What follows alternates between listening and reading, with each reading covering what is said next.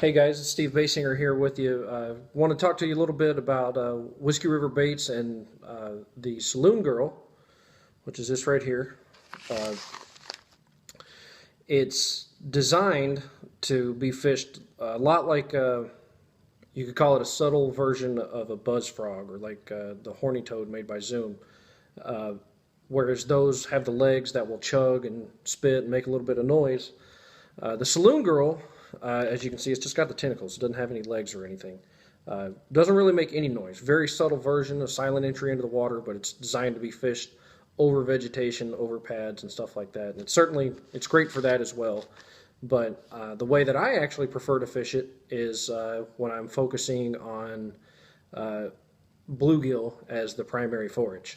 So what I like to do, you have the tentacles. You can leave those long if you like, but I actually like to take my scissors, just basically cut them in half. I always like, even with jigs, I like a small compact profile. So still a little bit of action on those. Like I said, you can leave them long if you'd like. I prefer to make them shorter. And then the extra wide gap hook is very important. This is actually a 5/0. Just like any other time, you'd rig it through there and rig it just like you're normally fishing the Saloon Girl. You're basically rigging it, to me, it's sideways. You bring it through there, expose it like that, and I'd fish it as a Texas rig. Obviously, you can fish it as a bed bait. Everybody knows bass really hate a bluegill on a bed.